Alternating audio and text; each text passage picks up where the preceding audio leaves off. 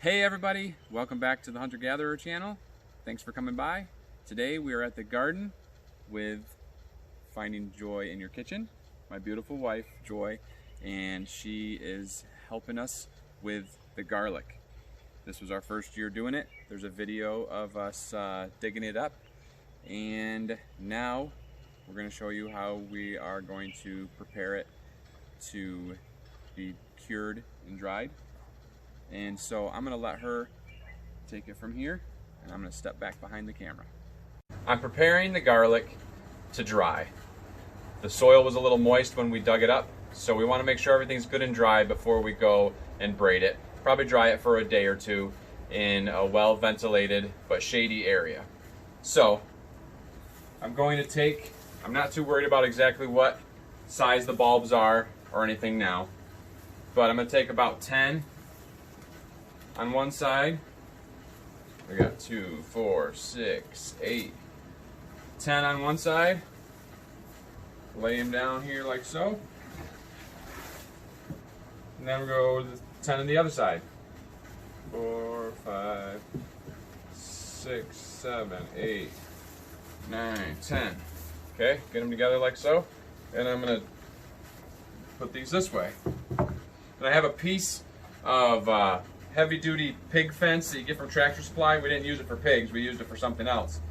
But I have it in like an A-frame, and I'm going to flop this right over top of it. So I'll tie these in the middle. And they're going to hang over it like so that way the air can get to each bulb individually and let them dry out for a little while before going to braid. So I'm going to get these ones prepared, and then I'm going to hang it over that pig fence, and I'll show you what it looks like.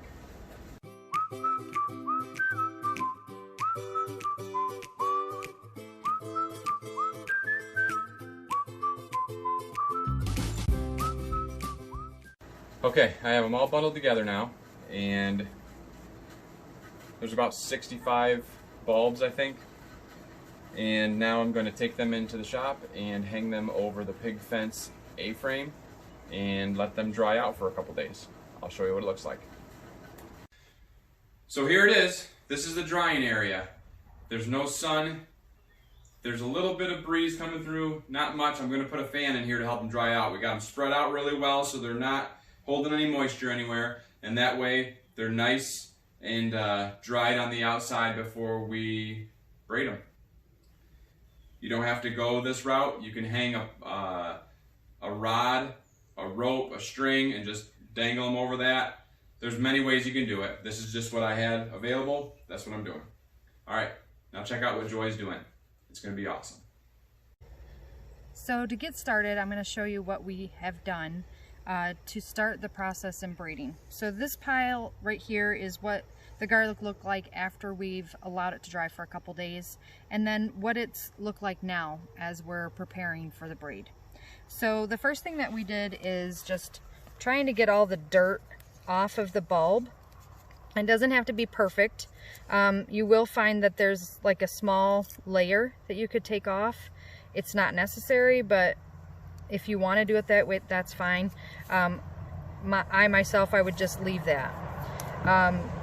Also, we would need to trim all the roots, and we're just trying to cut it as close to the bulb as possible without skinning up the actual bulb and the cloves inside. And there's a little bit of dirt inside those roots, so you might want to just rub your finger over the top. And then we're just cleaning the dirt off, and some of it's already started to dry, so we're just going to keep rubbing. And then this dry grass, just peeling it back. And you can leave all of it on if you like. It's really your preference. It doesn't have to completely come off. And you'll see that as I peel, more peels away. You just don't want to peel too far into the bulb itself, or otherwise you're gonna not allow the garlic to stay fresh. Okay, so we're going to show you two different types of braid. We're going to show you a 2-strand braid and a 3-strand braid. So to start for the 2-strand braid, you're going to want to cut off this excess, Jason calls it a leaf, I call it grass. You just want to cut off the excess pieces, otherwise they're going to get in your way. And trim to the outside and leave the inside stalk. And if you have ever braided hair, some people call this a fishtail braid towards the end. So that might give you another idea of how to braid it. And you're going to go all the way to this little tiny one. And that just leaves one stalk, okay? And I'm choosing 10 bulbs. You can do however many you'd like. And let's just make sure that's how many I have here. 2, 4, 6, 8, 10. Okay. So what you're going to want to do is start with 2. I'm going to go with the 2 biggest ones. The mosquitoes are starting to get to me.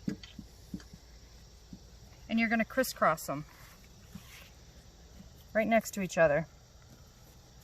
And once you do that, you're going to want to tie it.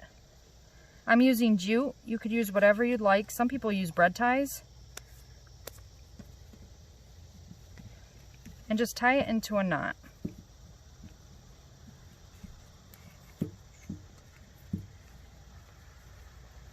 All right. And once you have that done, you can get started with the braid.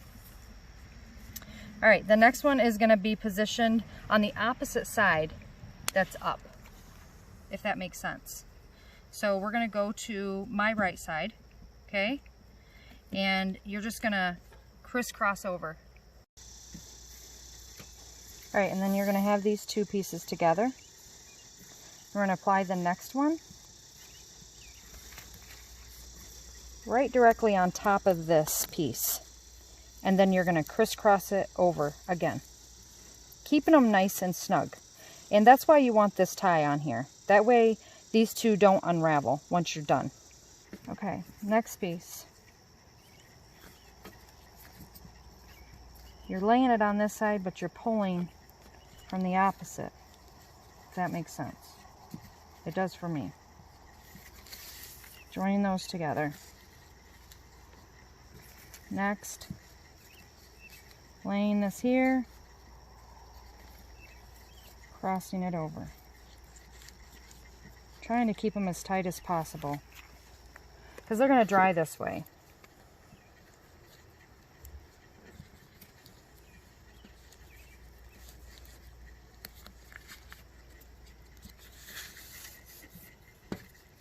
Next piece. You want to make sure you're getting the outside, how easy it can be not to be. Okay? And just continuing in the same pattern.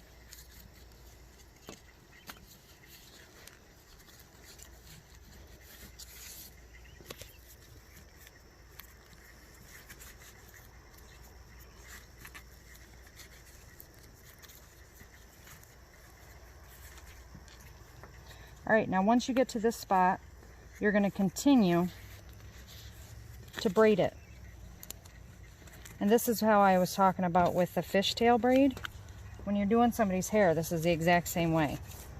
You're just taking the outside piece and crossing it over. Outside piece, crossing over, and you just continue with that pattern.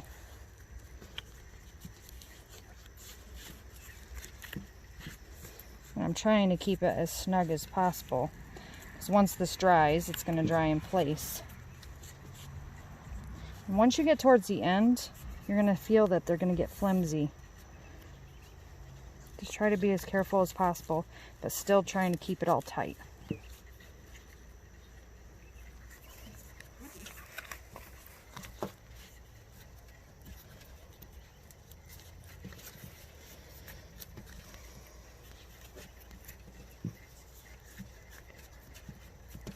I'm not doing anything different.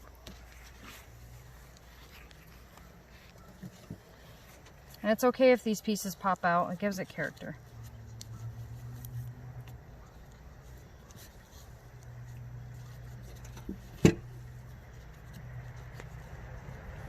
Now when we get to the top, we're going to tie it off.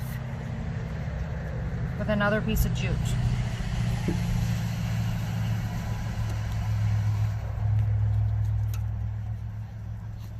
Oh, I've got 2 pieces there. I want the outside piece. I guess you could combine them after a little while with the thinner pieces.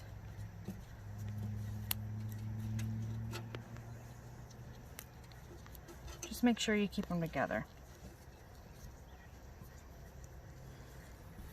I'm losing room.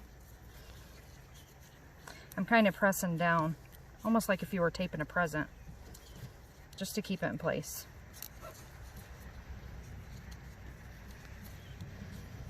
And some of these pieces are starting to get thin, so I'll probably tie it off here soon, just so it doesn't break.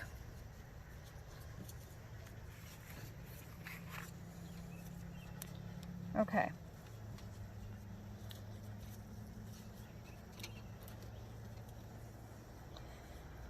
Now this is the piece that we're going to use. Jason has pre-tied us a loop, so if somebody wanted to hang it from the loop, they could. So we're going to apply that to the back part of the braid.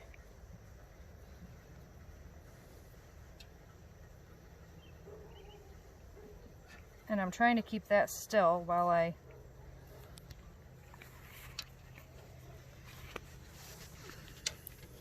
and you could just double check yourself, making sure it's straight, and adjust it before you really tie the knot. Okay, looks good.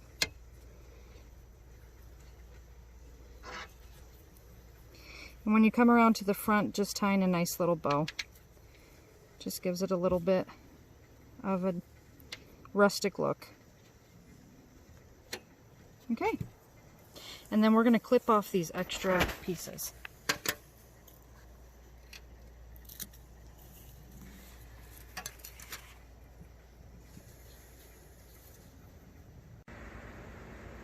Alright, so we always are optimistic on time and thought we had more daylight than we did. So we have moved inside to finish this video and move on to the 3-strand braid. So that's what I'm going to show you now. So we don't have to clean up the stems like we did for the 2-strand braid. So you can leave as many strands as you like on there, and you're going to need a small piece of jute or bread tie or something that would tie off the bulbs to begin with. So let's get started. So I'm going to start by laying down my piece of jute and crisscrossing the bulbs on top of it. Just makes it easier to tie. Then you're going to take your 3rd bulb and put it right in the center, and then tie a knot around the 3.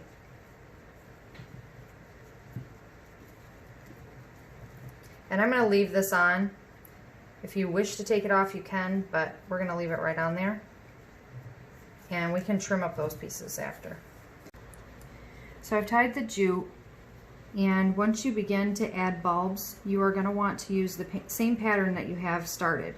So I have right, left, center. So that's how you're going to continue to add the bulbs. So right, left, center. And once you add a bulb, the stem needs to go with the center stem.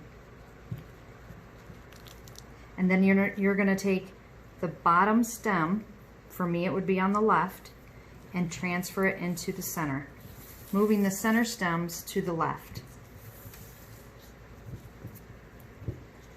And you might have to adjust from time to time if it's not getting tight enough. Okay, now we're adding the left.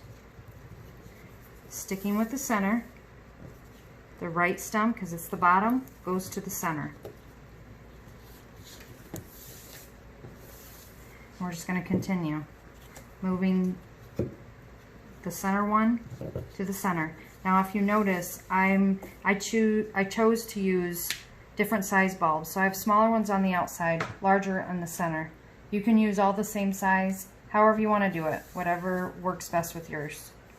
Alright, so we have the left being the bottom stem, so it's going to crisscross over the center stem. Alright, adding the next one to the right. Having the center stem combined with that bulb. Taking the bottom stems and crisscrossing.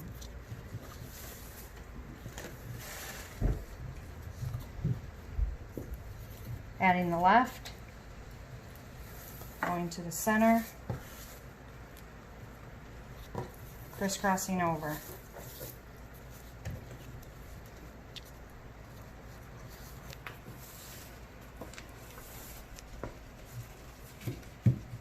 Adding the center.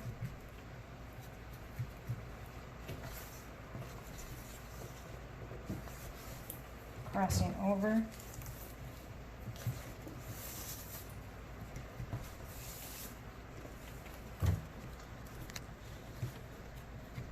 Going to the right.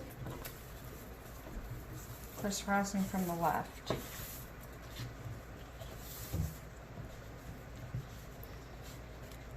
For me, it's easier to do once you do it, so it might take you some practice. Left bulb, going with the center, crisscrossing over.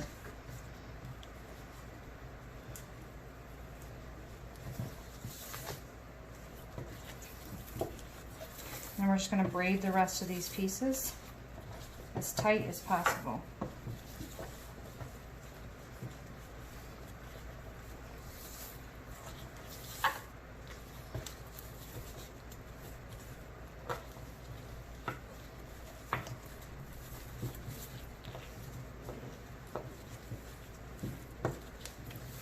I'm just trying to keep all the grasses together and not get tangled.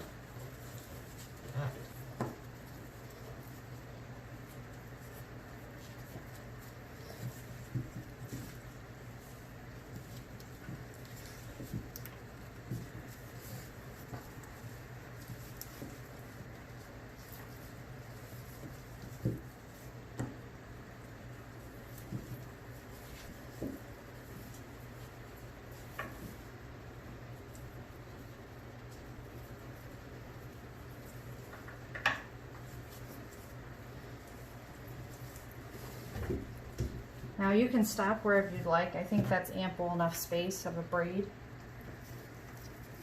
And what we're going to do is we'll tie it off with another piece of jute at the top. But that's your 3-strand braid.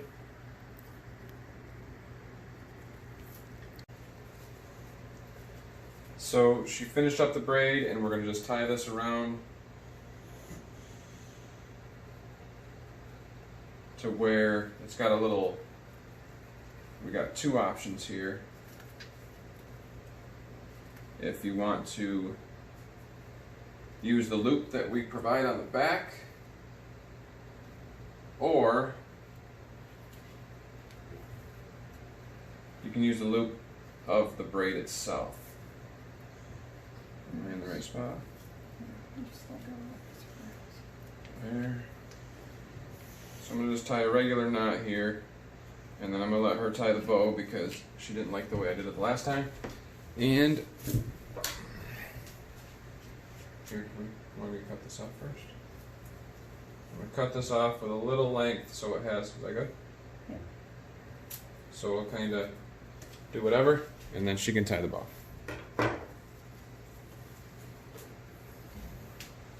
Hold it.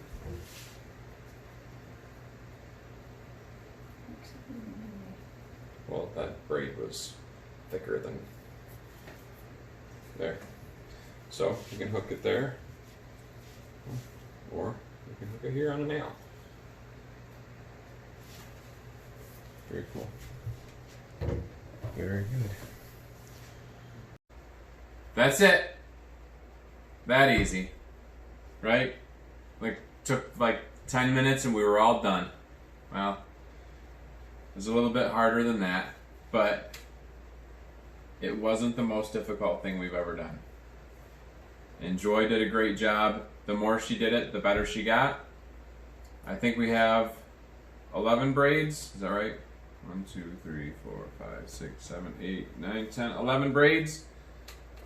Most of them with either 10 or 11 cloves. So over 110 bulbs. And we have a bunch of little ones that were left over that we cut off. There's another maybe 20 of them out there on the table that we didn't even bring into the production because they didn't have any stems. A cat or something had tipped them over in the beginning of in the middle of spring, summer, whenever it was. So that's that. A lot of different changes in the way they were done, some with the long pieces, some long, some short. But you, hopefully the way Joy explained it, I think was pretty well, so you can look through the video if you want to try it yourself and see which way you liked. Or you can get on YouTube and look it up like we did. And there may be a time that we had to watch a video in between just to make sure we were doing it right. But she did well, and Brunna even made one. Kinda. Sorta. This one. That one. Right, I was trying to figure out which one it was. Joy helped her clean it up a little bit, but she did well.